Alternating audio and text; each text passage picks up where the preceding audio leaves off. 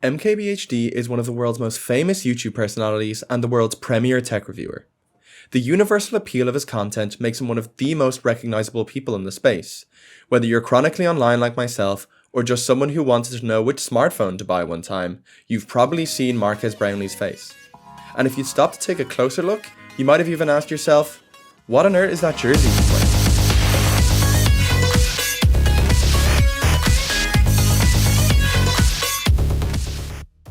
On top of being a tech YouTuber with over 20 million subscribers, Marques Brownlee is also an extremely avid ultimate Frisbee player, having played the sport for almost 20 years. His internet fame makes him above and away the most famous ultimate Frisbee player in the world. MKBHD, I'm a huge fan of your work. Oh my god, I can't believe it's you in the flesh. With there being 4 MKBHD subscribers for every one person who actually plays the sport of ultimate itself. And Brownlee takes his position very seriously, being a great ambassador for the sport, posting about his exploits in Ultimate on his various socials and mentioning his involvement when relevant in his tech videos. For this reason, he is a majority of people's first introduction to this niche disc sport, but also often the only one. So, for those people who may want to know more about the sport, or established Ultimate Frisbee players who just want to do a deep dive on its most famous player, let's take a look through Marques Brownlee's career. From his own introduction to Ultimate in the sport's birthplace, to plying his trade in the pro leagues, to World Championship success.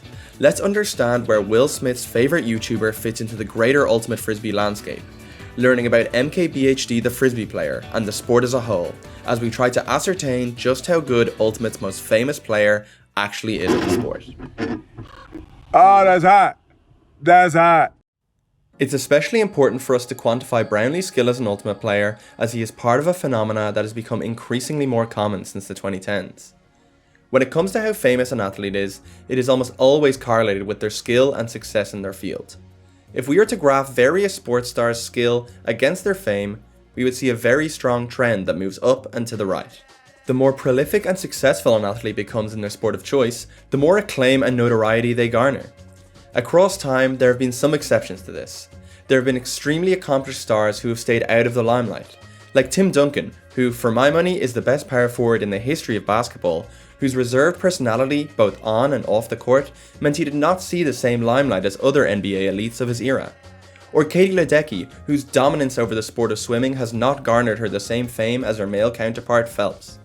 And then, on the other side of the coin, there are sports stars whose fame outweighs that of their playing ability. There have been examples of these kind of sports stars throughout the 2000s. David Beckham and Anna Kournikova were great athletes in their own right, but gained much more acclaim than their peers thanks to their modelling careers and espousal to A-list music stars. While Gina Carano and Vinnie Jones acquired large fan bases outside that of their sport thanks to their major roles in Hollywood movies. However, since the rise of social media, the number of athletes in this quadrant has exploded, with it easier than ever for athletes to brand themselves and gain popularity outside of the context of their sport. Given this, the old rule of thumb is not true anymore. Outside of the context of pure sporting achievement, we must form a new scale to contextualize this phenomenon of sporting influencers. How do we separate the real elites from the Instagram reel phonies? Well, first of all, let's be clear as to how we define a sporting influencer. Ronaldo has the most followers of any athlete on the planet, but it would be outrageous of us to call him merely an influencer. I'm going to define it as an athlete who reaches a fan base that is either far greater than their sport or outside of the typical target demographic of the sport in question. This leads to them being their audience's primary or even only reference point for the sport in question, which can at times be misleading and lead casual fans to have a warped view of the true sport behind the influencer. This is why I've created this scale, to help better understand just where they stand. Now let's take a look at some examples. Our scale starts at not making it to the league, where we find influencers like the F2 Freestylers, a football trickshot channel which amassed millions of followers throughout the 2010s. These influencers, while technically impressive in some aspect of their sport, do not possess the all-round ability to compete in the sport at a professional level, even if Wenger said they were the best on-the-ball player at Arsenal. As we move up the scale to about the halfway point, we reach the respected by pros level. These are influencers like Rainbolt, by far the most popular GeoGuessr player. And yes, before you say it, I am including esports players. We're talking about Ultimate Frisbee here, so glass houses and all that. Anyway, Rainbolt is incredibly skilled at GeoGuessr, and to any casual player, it's hard to see how anyone could be much better when he's guessing regions in Asia based off a black and white picture of a patch of grass. However, Rainbolt and other similar influencers, despite possessing the level of skill to rival that of professionals, do not commit themselves to the level required to be the best of the best, whether that's voluntary or otherwise. And then, at the top of our scale, we have the rare few athletes who are at the top of their respective sport. Someone like Hikaru Nakamura, who has brought millions of new eyes to the sport of chess through his streams and YouTube videos, while simultaneously maintaining a position as a top 5 chess player in the world. So that's our sporting influencer scale.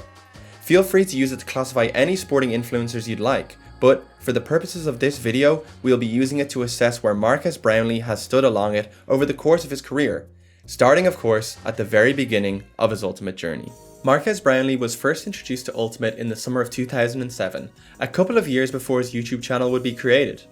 He was introduced by some players from the team at his high school to be, Columbia High School in New Jersey. Interestingly enough, this is where the sport itself was invented back in the 1960s, which I talk about a bit in my previous video. Brownlee was drawn to the sport as it suited his athletic skill set. His tall frame, long arms, and natural jumping ability gave him an immediate advantage in the one-on-one aerial battles that crop up frequently in Ultimate. Despite this, as will become a theme over the course of his Ultimate career, Brownlee's progression was steady. He played 2 years on the JV Frisbee team, where as a sophomore, he had more room to develop his skills as a captain of the team. It was during this sophomore year, in January 2009, that Marques would start uploading tech videos to his YouTube channel. Alright, welcome to my first video. Mostly posting software tutorials. From here, to the start of his junior year, he would upload over 250 videos, showing the work ethic that he would not only dedicate to his YouTube channel, but also the sport of Ultimate over the course of his career. He would move up to the varsity team in his junior year, where he won back-to-back state championships, giving Marques an early taste of team success. After developing a love for the sport throughout high school, there was no doubt that Marques would continue to play in college. However, it would not be a major factor in where he chose to study. Prioritizing the prestigious engineering school of Stevens Tech in Hoboken, New Jersey, a university that only had a relatively small D3 Frisbee Ultimate program.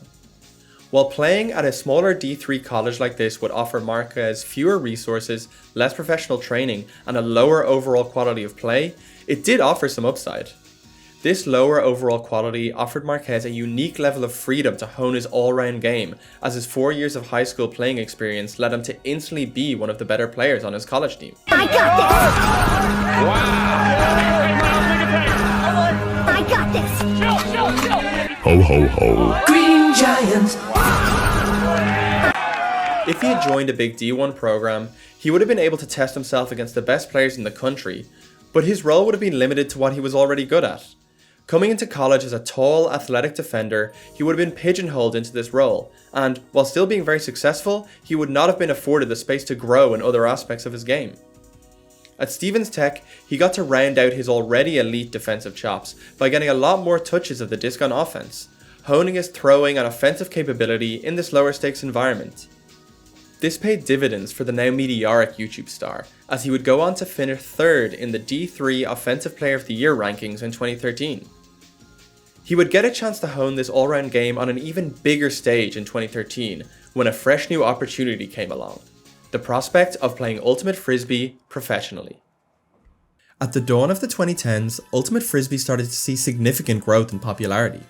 With the ascension of YouTube, the ability to share footage of the sport was no longer gatekept by network television and clip shows. Ultimate Frisbee content, with trickshot artist Brodie Smith at the helm, started to gain significant viewership in the early 2010s. Coupled with the fact that broadcasting a game and instantly uploading the production to YouTube was now more viable than ever, caused the number of full-length games available online to explode. It led to Ultimate being named the fastest growing sport in the world by the US sports good manufacturing company around 2011. It didn't take long for some opportunistic business people within the community to take the leap and try to capitalize on this newfound popularity, but their actions would prove more divisive than imagined. In 2012, the American Ultimate Disc League, or AUDL for short, was founded, with the MLU, or Major League Ultimate, playing its inaugural game the following year. By 2013, the US had 2 Ultimate Frisbee leagues that called themselves professional, but in practice, they were anything but. Small crowds, no salaries, carpooling to away games, and teams being bought and sold on Craigslist, in their efforts to be the first movers into the space, these pro leagues had bitten off more than they could chew, leading to a chaotic Wild West that characterized the early years of professional Ultimate. I could be here for hours talking about all the craziness of this era, but the Ultiworld podcast Hook and Hope does it way better than I could ever hope to. I really enjoyed listening to it while researching this video and would highly recommend it if you're interested in diving deeper into this chaotic period of the sport. While the not-so-professional lifestyle that these leagues provided may have been somewhat of a deterrent, arguably more so were the significant changes to the format of the sport made by these leagues in an attempt to align with the format of other US professional sports leagues. From switching to timed quarters, increasing the field dimensions, and even changes to some of the rules, while the sport still resembled Ultimate in most aspects, it had changed enough to be off-putting to experienced and well-established top players. The straw that broke the camel's back, however, was the Pro League's use of referees. Ultimate traditionally is a self-refereed sport, which is a topic that in itself will be too long to go into enough detail on right now, but just know that this was an extremely controversial move at the time and is still a hot topic in the community to this day. Factoring in all of this, these leagues were not considered the pinnacle of the sport despite their titles as professional competition. Ironically enough, the amateur club division stood far beyond them as the peak of quality and prestige for Ultimate Frisbee, with USAU Club Nationals being the ultimate goal for any athlete in the sport at the time. Even in the mid to late 2010s, when top players would start to buy in more to professional Ultimate, the amateur club division would remain a priority, with that sentiment still continuing to this day. With this context, let's rewind to 2013 and pick up where we left off with Marques. It's 2013, and Marques Brownlee is in the midst of his junior year at Stevens Tech. The Chromebook Pixel has been released, which MKBHD has just reviewed to his 150,000 YouTube subscribers, a figure that is starting to increase exponentially. Speaking of subscribers, if you are enjoying the video, please consider subscribing, as I'd love to keep making more of these and it helps out a lot. Thanks. The MKBHD channel is growing fast, becoming the go-to YouTube channel for tech information. In fact, later this year, the CEO of YouTube would himself crown Marques the king of tech on the platform. While there is little overlap between both his budding Frisbee and YouTube stardom, he will often wear various Ultimate Frisbee jerseys in his videos, as a nod to his love of the sport.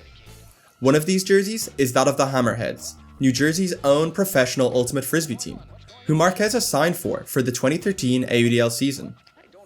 While other seasoned veterans have been reluctant to the change of these professional leagues, this has left the door open to budding stars like Marques and other talented D3 players like him.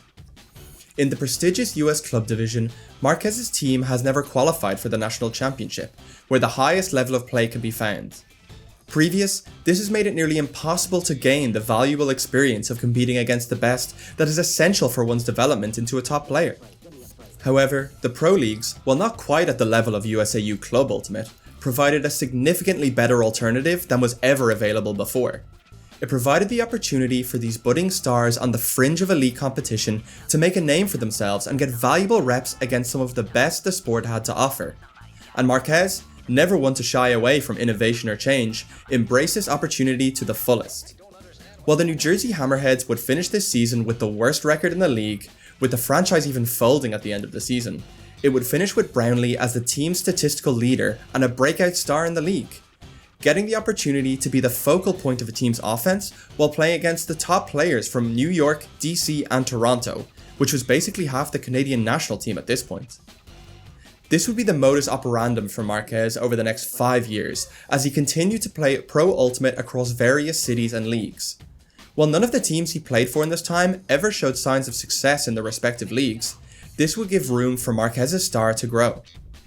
Combined with the fame from his YouTube channel, which grew to over 6 million subscribers in this time span and drew even further attention to his play, Brownlee had become a highly respected and accomplished player. His excellent defensive chops and knack for highlights stood out, but were now backed up by a strong throwing game and reliability. His performances were enough to earn him an MLU Eastern Conference Player of the Year award, along with a shortlist for D3 College Offensive Player of the Year, highlighting the versatility as a player that he had built up over this period. However, there was one big question mark hanging over Marques' reputation as an Ultimate player, and that was his ability to contribute to team success. What he'd gained in opportunities for personal development as a player over this time period, he'd sacrificed in silverware. no pro finals appearances in 6 seasons, and his USAU club team still hadn't qualified for nationals. Other than a 3rd place finish at D3 College Nationals and a Beach National Championship, MKBHD's trophy cabinet was looking pretty empty next to the numerous YouTube plaques he'd racked up over the same time period. Without demonstrating this level of ability alongside the best of the best, there was no way Marques could escape the rainbow tier of our scale and prove that his ability really did match his notoriety. But just like buses, after waiting around for ages, 2 of these opportunities would rear their heads at once. Let's fast forward a bit. The year is 2019. Avengers Endgame is about to break box office records, the first ever image of a black hole is released, and in the tech world, foldable smartphones are about to be introduced, with the world turning towards Marques Brownlee for his verdict. In the time span since we last checked in 2013, MKBHD has grown into a global celebrity, having interviewed Kobe, gained 8 million subscribers, and even been shouted out by Will Smith in the most disliked YouTube video of all time. At this stage, not only is Marques Brownlee the most famous Ultimate Frisbee player, he's more well known than the sport itself. He's proven himself as a star on the pitch as well, giving the various Ultimate Frisbee leagues and news websites more than a few valid excuses to name drop him in their posts. But right now, playing in New York, Marques is a big fish in a moderately sized pond. As we've noticed, he's hovering around the rainbow level on our scale, but things were about to take a turn for Marques and the New York Ultimate scene as a whole. This shift had actually already begun to take shape in 2018, where, following a change in ownership, New York's AUDL franchise, the Empire, would become one of the first professional Frisbee franchises to invest significant money into the team. They attracted big-name players by giving them the opportunity to make a living playing the sport. This led to an influx of talent in 2018, headlined by Marques Brownlee and the GOAT of the sport at this point, Bo Kittredge. While this did not translate to results in 2018, this influx of talent had bled into the New York's amateur club team, Pony. These stars, coupled with some other club division talents who still abstained from playing in the pro leagues, led to New York Pony winning their first ever national championship in 2018. After some more off-season moves in 2019 for the Empire, by bringing in the top 3 Player of the Year finishers for the previous season, meant that now New York had the best roster in both the Pro League and the Amateur Club Division. This is exactly the level of play that was needed to see whether Marques could translate his skills to the very highest level and prove that this big fish could swim with the sharks. The team's success would be almost immediate in the AUDL. The Empire would go undefeated and win their first championship with a 15-0 season. Through all this, Marques Brownlee would see a reduced role in comparison to his previous seasons in the pro leagues. Now, don't get me wrong, he was still an integral part of this championship run, and would continue to play a part in the Empire's 3 finals appearances and Pony's 2 semi-finals appearances in the subsequent 3 seasons. But he was now more limited in what he could do. The offense no longer revolved around Brownlee, with the high-level stars the Empire brought in being favoured in his stead. He went back to being a D-line engine, using his athleticism and throws to anchor the championship team and facilitate victories, while his teammates went on to win MVP awards. Now, there's nothing wrong with being a role player on a championship winning team. It's an essential role held by some of the most beloved sports stars who harbour passionate cult followings. But for the most famous person in the sport, it's like knowing about Andre Iguodala before you've heard of Steph Curry. I want Iguodala! But in all seriousness, this would have been a very impressive position for MKBHD to settle into in his career. A verifiable star of the sport who can wow anyone, but just not quite able to hang with the best of the best. A perfect rainbow for the Frisbee community. But, as you can see, there's still time in the video left. Let's jump to 2024. At the point of release of this video, there's not too much extra context I need to give around 2024. I'm sure we can all remember that far back. But, in the Ultimate Frisbee world, there is quite a lot of notable things happening. Ultimate Frisbee is gaining momentum again, following a lull caused by the COVID-19 pandemic.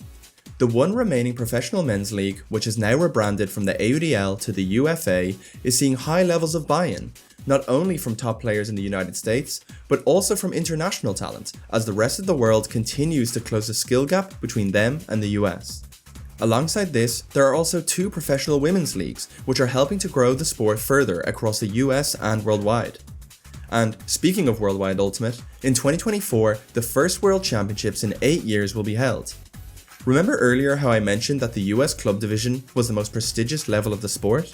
Now this holds true from a competitive standpoint, with US nationals considered a higher level of competition from top to bottom than both the pro leagues and international competition, due to the concentration of talent present. But while the US rarely see much challenge at these international tournaments, the real prestige is not the tournament itself, but making the US team for Worlds in the first place. With 3 divisions, men's, women's and mixed, being selected for a USA team means you're one of the top 30 players of your gender division in the country, if not the world. While a World's gold medal might mean less than a US championship one, that US jersey itself is arguably worth more than both. When the US team rosters were announced, it was a veritable who's who of all the top athletes in the sport. It contained all the biggest and most well-known names in the sport at the time, but it was the most well-known name of them all that would stand out.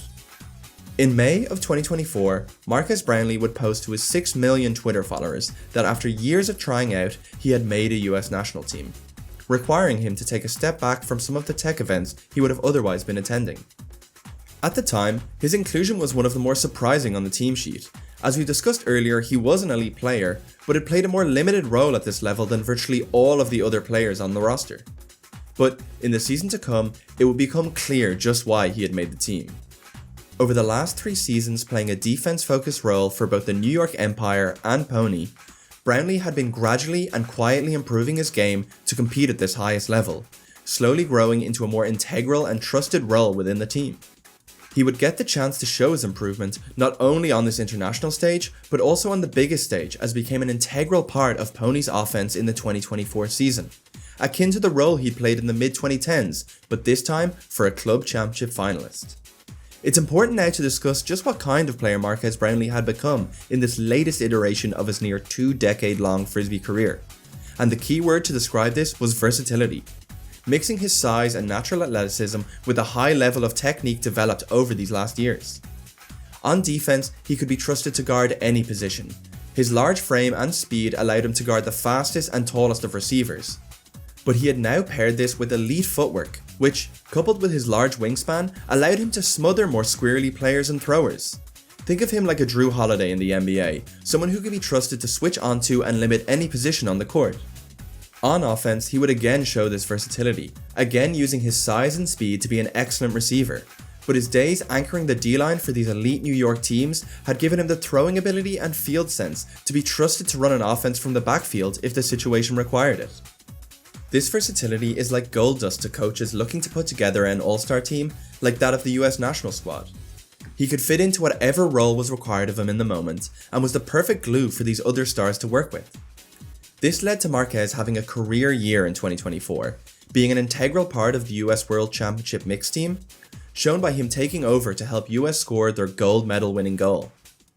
On the club level, as mentioned earlier, he was an integral part of the New York offense that finished with a silver medal at the 2024 US Club Championships. Brownlee had climbed out of the trenches of just being a mere role player, but in 2025 he would take it one step further.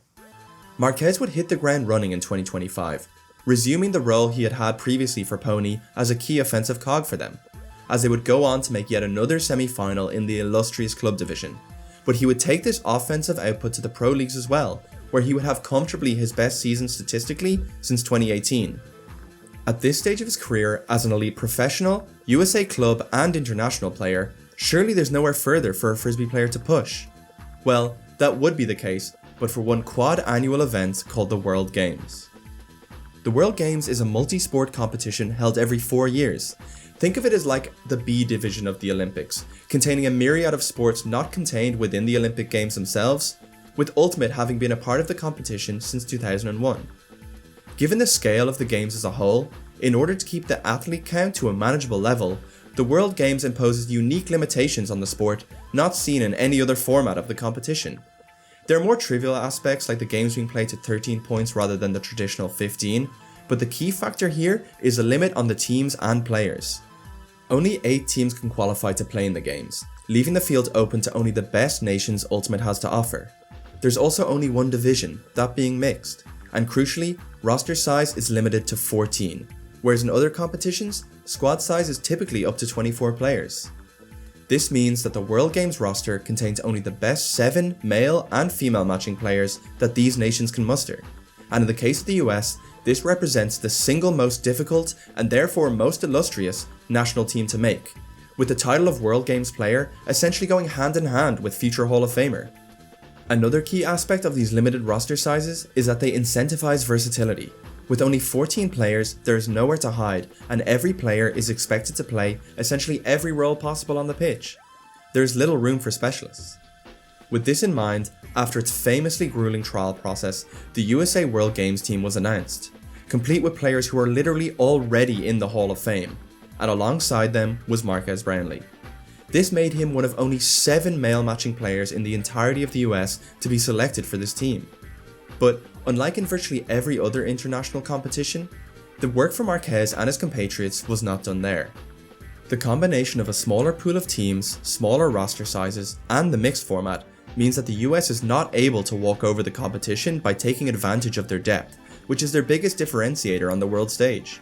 It doesn't matter how many good players a country has, if their top 14 are enough of a match for the US, it's anyone's game.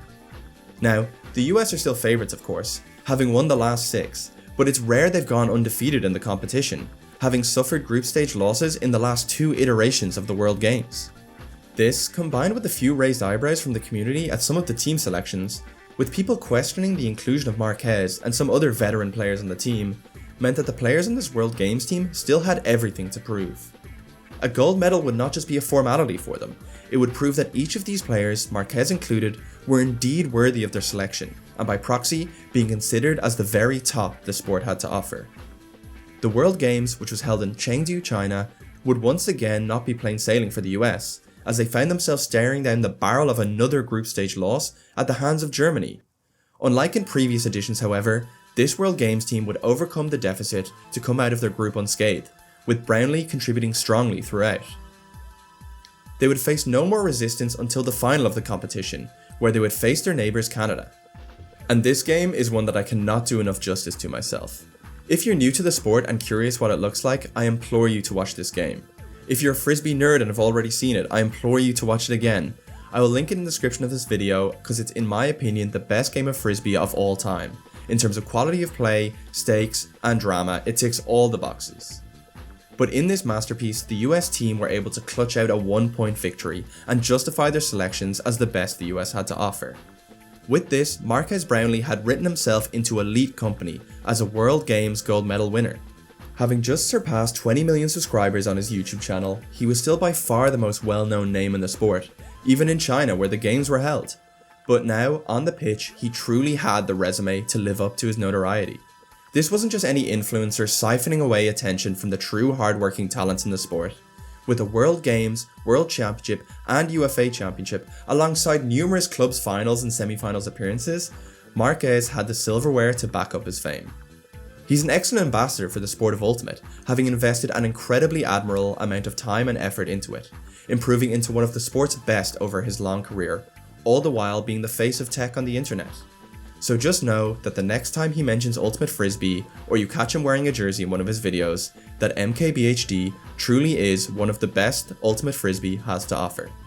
Thanks for watching.